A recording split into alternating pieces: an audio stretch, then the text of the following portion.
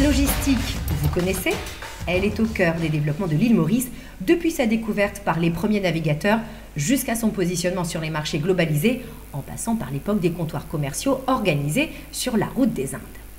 Aujourd'hui, les entreprises font évoluer leur savoir-faire logistique vers des modèles de supply chain management permettant une meilleure gestion des flux, notamment de marchandises. Pour savoir pourquoi et comment, regardez et écoutez bien. Le transport et l'entreposage des marchandises, les deux maillons essentiels de la chaîne logistique, constituent une partie d'une autre chaîne, celle de l'ADN de nombreuses entreprises mauriciennes. À commencer par celles qui développent des services en faveur des activités d'importation, d'exportation et de distribution. Digne héritière des pionniers du négoce à Maurice, ayant donné naissance au groupe IBL dont elle fait partie, l'entreprise Logidis compte parmi les principaux logisticiens du pays. Bon, on a près de 15 000 m² d'entreposage avec plus de 15 000 palettes de stockage. Donc ici, ce qu'on fait, on reçoit des produits de nos clients et c'est stocké en palettes. Tout est fait informatiquement et à partir de là, les clients nous envoient leurs commandes pour livrer chez leurs clients. Donc, et là, c'est préparé avec du picking et c'est consolidé et c'est envoyé dans nos véhicules à travers l'île, dans les différents magasins ou retailers sur le marché. La maîtrise de cette chaîne n'est toutefois pas qu'une affaire de logisticiens. Elle est aussi cruciale pour les opérateurs économiques engagés de longue date dans la fourniture de produits de première nécessité, comme par exemple les huiles alimentaires. Une industrie où les enjeux se situent à plusieurs niveaux.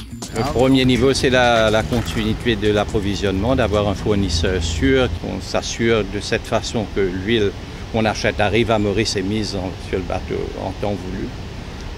Il y a des contrats extrêmement bien libellés, bien décrits, et puis de s'assurer que l'huile qu'on a achetée est bien de la qualité, de la sécurité, du côté sécurité alimentaire, que les cuves du bateau n'ont pas contenu des substances prohibées pendant les 3 voyages précédents, et c'est extrêmement rigoureusement contrôlé. Et nous soumettons à ça depuis le départ et évitons tous les risques de contamination, de danger pour l'humain principalement. Morol compte parmi ces nombreux industriels qui, au fil du temps, doivent faire évoluer leur schéma logistique. Pourtant, ce n'est pas leur métier de base. Heureusement, ils peuvent faire appel à des spécialistes proposant des conseils et formations adaptés à différents challenges dans ce domaine. C'est par exemple une entreprise qui réfléchit à son schéma logistique. Est-ce qu'ils doivent avoir un seul entrepôt centralisé, plusieurs entrepôts démultipliés à travers l'île? Ou bien des entreprises qui veulent optimiser leur niveau de stock. Est-ce que j'ai trop de stock? Est-ce que j'ai pas assez de stock? Pourquoi j'ai des ruptures? On peut intervenir aussi sur l'organisation, l'optimisation de l'espace à l'intérieur d'une zone de stockage. Donc, quel type de rack je dois utiliser, quel type de forklift, comment gagner de la place.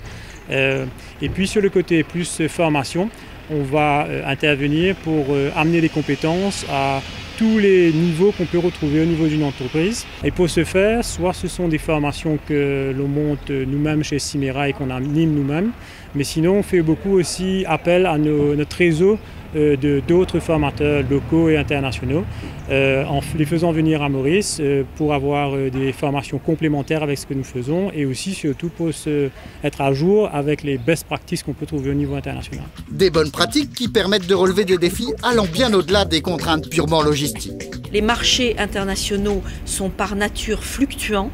Eh bien, tant mieux, parce que ce sont les entreprises qui maîtrisent les systèmes de planification qui permettent justement de faire face à ces demandes très fluctuantes, qui vont pouvoir s'adapter en permanence pour que leurs outils de production, qu'ils soient situés en France, aux États-Unis, à l'île Maurice, quel que soit l'endroit où ils se trouvent, ils vont pouvoir se coordonner les uns avec les autres pour faire face à cette demande fluctuante. Donc la colonne vertébrale de la supply chain d'une entreprise, c'est son système de planification. Donc le hub, les outils informatiques, c'est ce qui fait l'avènement du supply chain management moderne et c'est pourquoi on parle maintenant de ces nouveaux métiers du supply chain management. Le supply chain management, c'est un ensemble d'activités qui consiste à gérer différents flux et nécessite donc de nouveaux savoir-faire. Ces nouveaux métiers consistent à coordonner les flux d'informations, les flux de produits et les flux financiers. Ce sont des nouveaux métiers qui s'ajoutent à ceux des métiers de la logistique traditionnelle, qui demandent à connaître les bonnes pratiques internationales en supply chain management, parce qu'on va avoir à travailler avec des équipes dans les différents pays du monde. Donc la première étape importante, c'est de mettre en place un langage commun entre ces différentes équipes pour se comprendre, qu'on soit en Chine, aux États-Unis, en France et à l'île Maurice. Afin d'améliorer leur compétitivité, des producteurs locaux adoptent aussi les règles du supply chain management qui consistent à fonctionner en flux tiré. C'est le choix stratégique du groupe Food & Allied. Dans notre vision, tout commence par le client. Donc on a nous-mêmes développé au fur et à mesure nos outils, nos propres outils qu'on a perfectionnés au fil des années et qu'on utilise aujourd'hui pour piloter le supply chain. Ça renvoie à la notion de création de valeur. Si je prends l'exemple de la filière volaille, donc on a l'acteur qui produit les aliments, ensuite c'est envoyé dans les fermes pour produire les poulets, ensuite ça arrive aux abattoirs et après de l'abattoir ça va à New Mori Foods où on produit des produits élaborés de volaille. Donc si on met en place un système supply chain, ça permet de bien maîtriser les niveaux de stock à un niveau optimal. Ça nous permet aussi de réagir plus rapidement, donc de prendre des décisions et des actions rapidement. Et aussi pour le client, en fait, c'est un avantage parce qu'on peut améliorer le service, le taux de service client et la satisfaction client. Ce qui implique des changements dans les organisations d'abord. Je vais parler d'intégration entre les différentes entreprises, mais si on regarde une entreprise elle-même, il y a aussi une intégration fonctionnelle où il y a plusieurs fonctions de la même entreprise qui vont être amenés à travailler en étroite collaboration. Donc on va voir les achats, on va voir le développement produit, on va voir la logistique, la production, le marketing. Donc il y a vraiment cette synergie avec toutes ces fonctions. Il faut aussi travailler de façon plus coordonnée. On a d'abord des réunions, on a ensuite des outils informatiques, on a de l'information aussi qui est circulée entre les entreprises. Ça débouche également sur la création de nouvelles fonctions. Par exemple, la fonction planning, donc c'est tout le dimensionnement des stocks et tout ça, ça c'est une fonction nouvelle qui est apparue. Dans les autres fonctions comme le marketing, là aussi maintenant on regarde de manière beaucoup plus poussée les prévisions de vente, comment évolue le marché, les nouvelles tendances, les nouveaux profils de demande pour les produits nouveaux. Les acteurs de la distribution et du marketing sont conduits à jouer un rôle nouveau dans le but d'aligner la production avec les ventes. Au niveau de Panagora et du groupe Food & Allied plus largement, il y a évidemment nous-mêmes qui sommes le distributeur des produits du groupe, entre autres, puisque nous apportons également des produits, mais aussi les entreprises de production.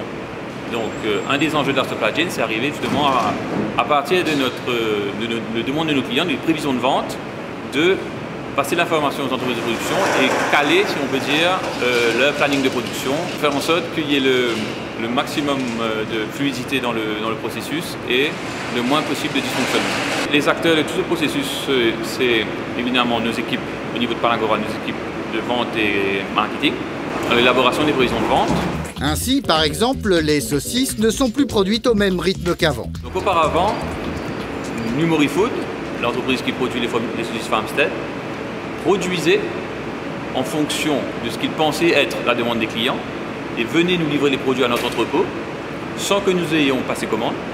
Et aujourd'hui, c'est nos commandes vers le fournisseur qui déterminent leur production. La production qui, notamment pour les produits laitiers, doit relever des défis très particuliers, du fait des spécificités du marché local. Donc les clients veulent avoir les mêmes variétés qu'ils peuvent voir à la télé, en France, etc. Et par contre, en termes de volume, la population étant 1,2 million de personnes sur l'île, la consommation de produits laitiers est très faible comparativement aux pays européens. Les volumes sont très bas.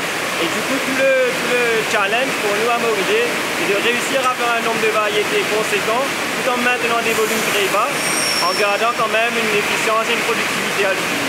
Le fait qu'il y ait plusieurs variétés, des petits volumes, on est obligé d'enchaîner des lots de fabrication et des nettoyages pour reprendre. Toute la difficulté, c'est d'être efficient dans ces moments qui sont par définition inefficaces. Donc là, on va mettre en place des contrôles, des procédures pour s'assurer que les changements de format et les nettoyages soient le plus court possible et ainsi permettre à l'outil de production de fabriquer un nombre conséquent de variétés et ainsi répondre à la demande de notre clientèle. Les outils du supply chain management se révèlent aussi fort utiles sur des aspects très sensibles dans ces cas précis. Avec la supply chain, on a une meilleure visibilité de ce qu'on doit fabriquer. On peut donc faire une meilleure planification. Les matières premières que nous utilisons sont pour la plupart importées. Et ce fait, sans planification, on risque très rapidement de tomber en rupture.